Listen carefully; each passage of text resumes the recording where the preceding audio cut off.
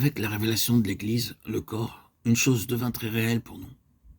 C'est la nature corporative de toute chose. La vie, le travail, le ministère, l'expérience, la communion. Il n'y a rien de purement personnel, rien d'isolé, rien d'indépendant. Le corps vit et se meut comme un ensemble et une action indépendante est un désordre. Il en est dans le corps de Christ, comme dans le corps humain. Cette conscience et ce fonctionnement du corps ont été un grand gain et ont signifié un grand accroissement spirituel. Cette vérité agit de bien des manières, mais nous avons traité ce sujet assez complètement ailleurs. Les années ont passé, tandis que nous avons fait beaucoup d'expériences profondes sous l'action toujours nouvelle du Seigneur.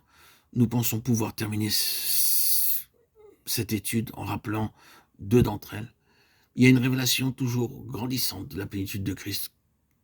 Quelle portée et quelle richesse sont embrassées dans cette courte affirmation de Paul.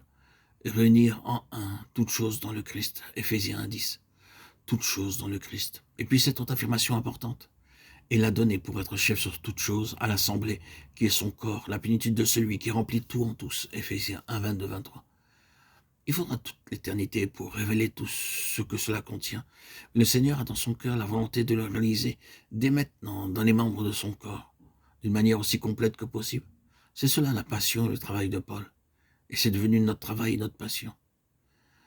Exhortant tout homme et enseignant tout homme en toute sagesse, afin que nous présentions tout homme parfait en Christ. Colossiens 1:28. Nous avons un lourd fardeau pour le peuple du Seigneur. Ce fardeau pèse sans cesse sur nous. Ce témoignage, cet exposé est écrit avec l'espoir que ce fardeau sera partagé plus largement.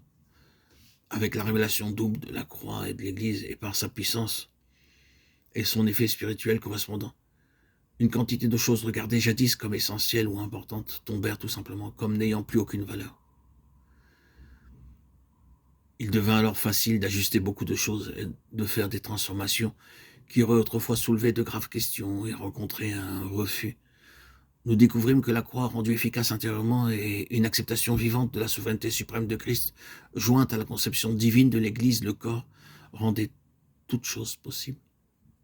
C'est la révélation qui avait accompli en Paul ce que rien en dehors du ciel n'aurait pu effectuer, son émancipation du judaïsme.